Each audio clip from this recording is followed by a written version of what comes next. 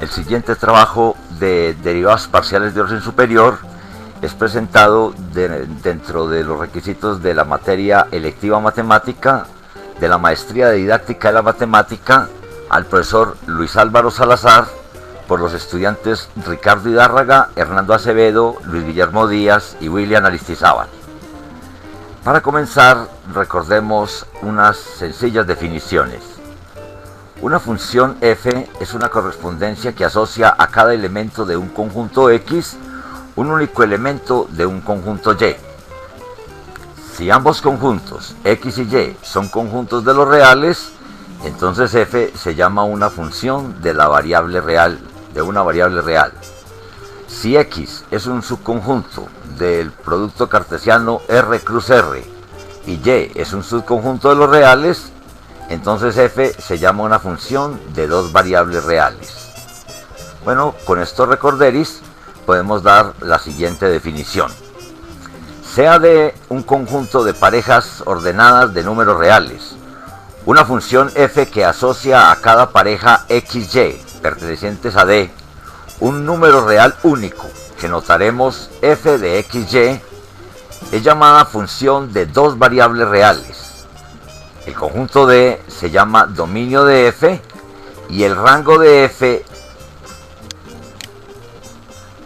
consta de todos los números reales f de XY, donde XY pertenece al dominio D. La siguiente gráfica nos ayudará a comprender mejor la anterior definición. Observemos acá que el conjunto D, el dominio, es un subconjunto del plano XY y cada uno de los puntos en el dominio D tiene asociado un punto en la recta F. De tal manera que para el punto x1, y1 se asocia el punto f de x1, y1 en la recta z, para x2, y2, f de x2, y2, y para xn, yn, f de xn, yn. Observe pues que para una función f de dos variables, el dominio D es un conjunto de puntos en el plano xy y el rango de f es un conjunto de puntos en una recta z. Para ilustrar esta situación, vamos a dar un ejemplo. Sea f una función de dos variables dada por f de xy igual a 2x más y dividido la raíz cuadrada de y menos x al cuadrado. Lo que queremos con este ejercicio es hallar el dominio de la función f y hacer una gráfica donde se presente el dominio y los números f de 1, 2, f de menos 2, 5 y f de menos 1, 2. Bueno, la solución entonces es la siguiente. Observemos en la función f que el dominio D de la función f debe estar conformado por todas las parejas xy tales que y menos x al cuadrado sea positivo. ¿Por qué no puede ser ni negativo ni cero? Si fuera negativo nos pasaríamos al dominio de los números complejos y si fuera cero esta función no tendría significado matemático. La gráfica de D es el subconjunto de los puntos del plano XY que se encuentran por encima de la gráfica y igual a x al cuadrado. Lógicamente, aquí no va a contener los puntos de la frontera. Sustituyendo en f de xy podemos calcular los puntos que nos solicitaron. F de 1, 2, pues es un punto que obtenemos al reemplazar en f de xy la x por 1 y la y por 2. Al hacer operaciones elementales encontramos que ese punto vale 4. F de menos 2, 5, al hacer la misma operación encontramos que vale 1. Y f de menos 1, 2 encontramos que este valor vale 0. Ahora observemos la gráfica que nos permite ilustrar el ejemplo. Miremos acá, está la región, todos los puntos que están por encima de la curva y igual a x al cuadrado. La frontera no se contiene. Aquí al punto menos 2, 5 le hace corresponder el punto 1. Al punto menos 1, 2 le hace corresponder el punto 0. Y al punto 1, 2 le hace corresponder el punto 4. Bien, para continuar con nuestro tema, vamos entonces a hablar de las derivadas parciales de funciones en varias variables y su interpretación geométrica. Recordemos que la gráfica de z igual a f de xy representa una superficie. Si f de AB es igual a C, entonces el punto PABC está sobre la superficie S. El plano vertical Y igual a B intersecta a la superficie en la curva C1, es decir, C1 es la traza de la superficie sobre el plano Y igual a B. De manera análoga, el plano vertical X igual a A intersecta la superficie en la curva C2. Ambas curvas pasan por el punto P. Nótese que la curva C1 es la gráfica de la función g de x igual a f de xb. Ya habíamos dicho que estábamos tomando y igual a b constante, entonces g de x es simplemente en la función, dejo la variable x y reemplazo y por b. De tal forma que la pendiente de su recta tangente T1 en el punto P es la derivada de g de x, o sea g' calculada en el punto A, igual a f sub x de AB. La curva C2 es la gráfica de la función g de y igual a f de AY, y luego la pendiente de T2 en el punto P es g' calculada en B, o sea un f sub y de AB. Ambas curvas pasan por el punto P, como se observa en las siguientes gráficas. Aquí en esta gráfica estamos observando la superficie, ¿sí? La superficie z igual a f de xy. Observemos que estamos cortando la superficie con un plano paralelo al eje x, que es el plano y igual a b, y este plano y igual a b determina esta curva C1 sobre la superficie. Esta curva que está en azul es la curva C1 sobre la superficie z igual a f de xy. El punto entonces P sobre la superficie ABC, XA, YB y ZC está sobre la curva, y la derivada parcial con respecto a la variable X, la derivada parcial con respecto a la variable X de la función z igual a f de xy es la pendiente de la curva que también resulta ser tangente a la curva y a la superficie en el punto PABC. Observemos acá entonces en la siguiente gráfica el caso si cortamos la superficie con el plano x igual a A. Con el plano x igual a A determinamos la curva C2, el punto PABC, punto de coordenadas ABC, A, B, A en X, B en Y y C en Z, el punto AC, la curva C2, la recta tangente a la superficie y por ende a la curva C2, ¿sí? Y el ángulo que forma esta recta con el eje de las Y sería entonces la derivada parcial. Me está mostrando la interpretación geométrica de la derivada parcial de z igual a f de xy con respecto a la variable y. Consecuentemente entonces las derivadas parciales pueden interpretarse geométricamente como las pendientes de dos rectas tangentes a la curva en el punto P.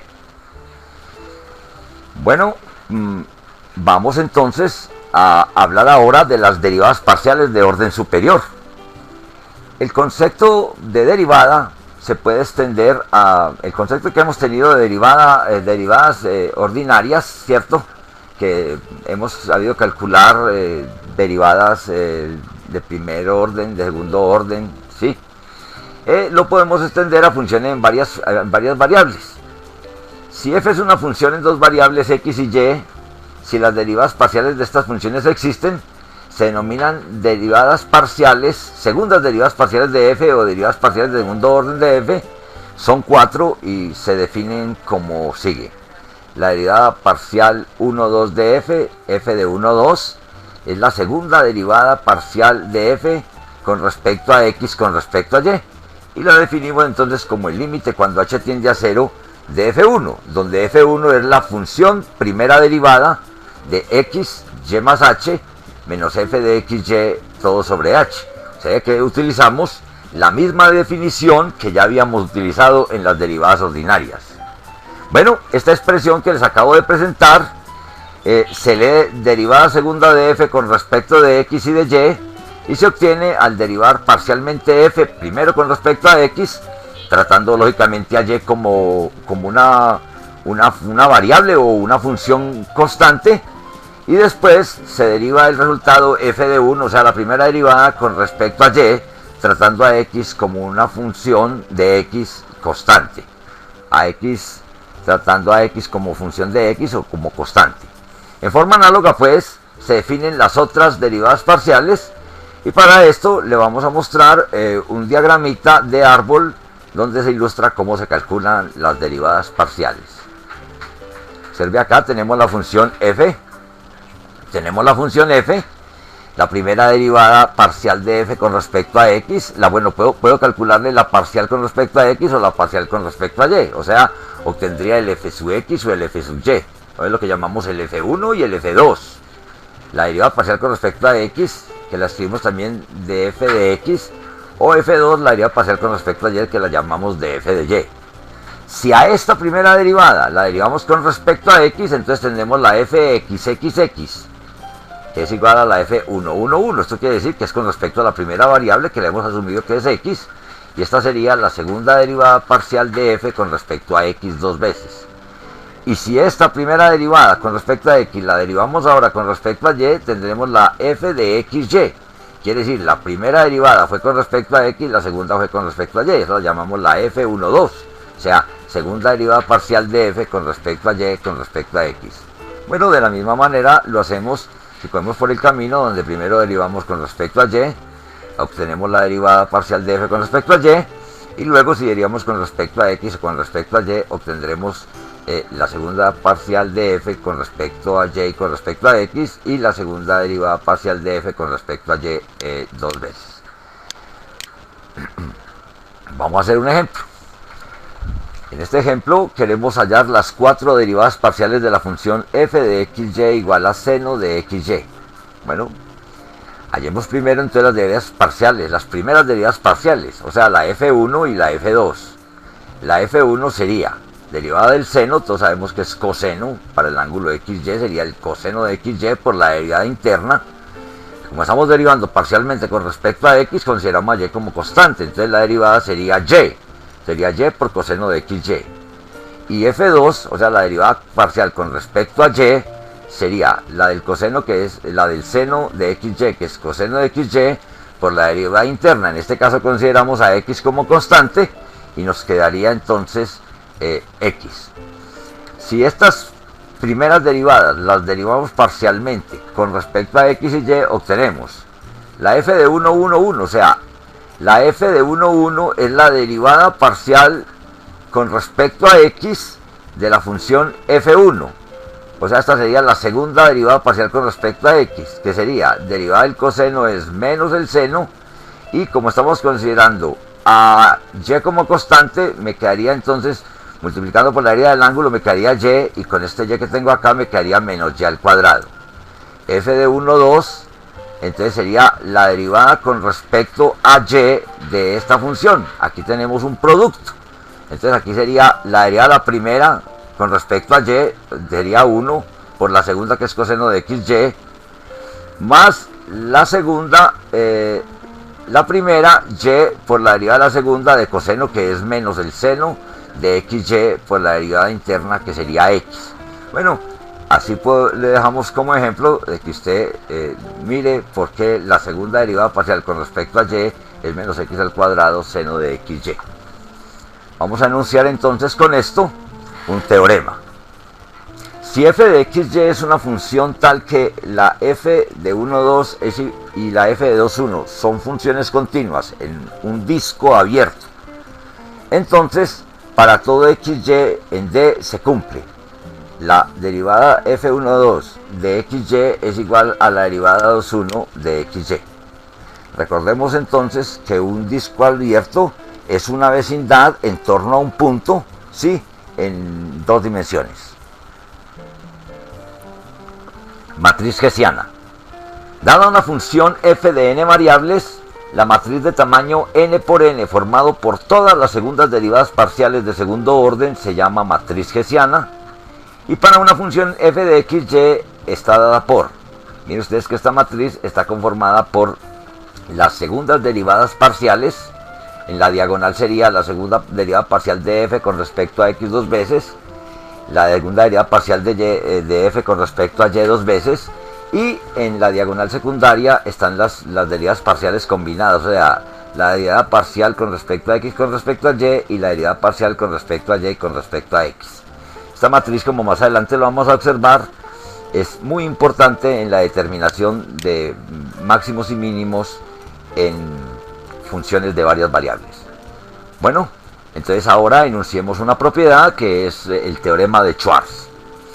La matriz hessiana siempre es simétrica si las derivadas parciales de segundo orden son continuas. Es decir, si las derivadas parciales de segundo orden son funciones continuas, la matriz hessiana resultará ser una matriz simétrica. Para continuar con el tema, entonces, hablemos de los extremos de funciones de dos variables. Para ello, es bueno tener en cuenta la siguiente definición. Gradiente.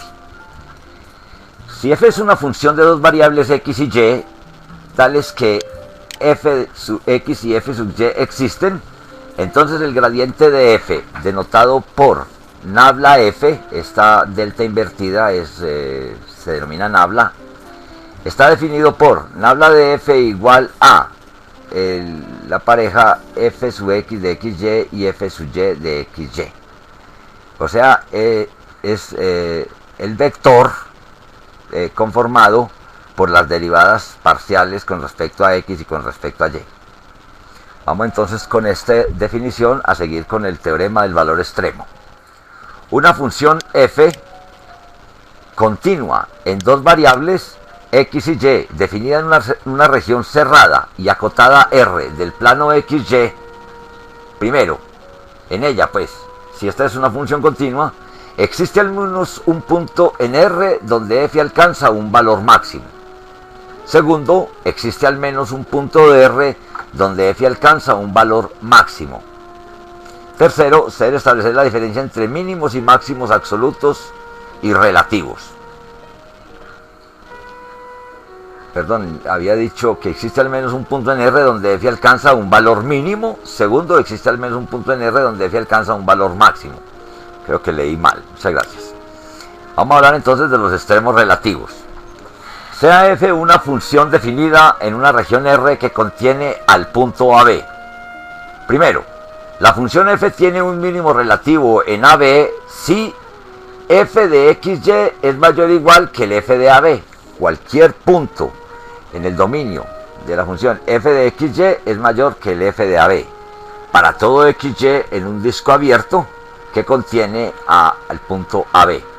Segundo, la función f tiene un máximo relativo en AB, pues lógicamente si arriba era un mínimo, aquí es un máximo, será el contrario. Si f de xy es menor o igual que el f de AB. Para todo x en un disco abierto que contiene al punto AB.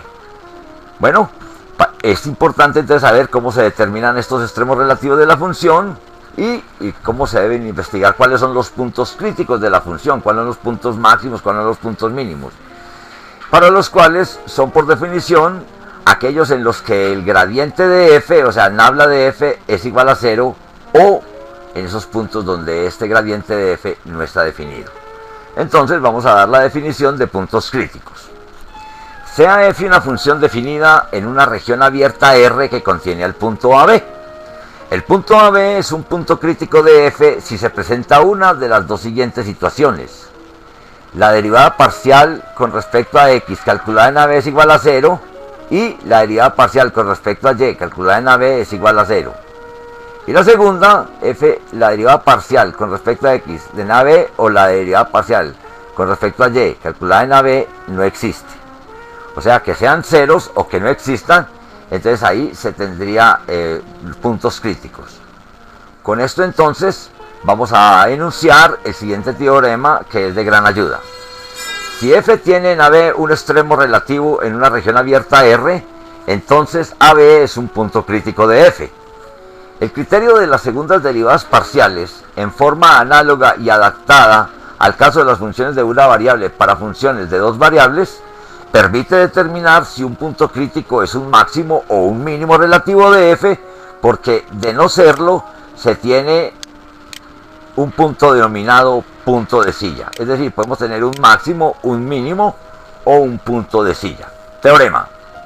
Sea f una función con segundas derivadas parciales continuas en una región abierta que contiene al punto AB, en el cual la derivada parcial con respecto a x calculada en AB es igual a 0 y la derivada parcial de f con respecto a y calculada en el punto AB es igual a 0.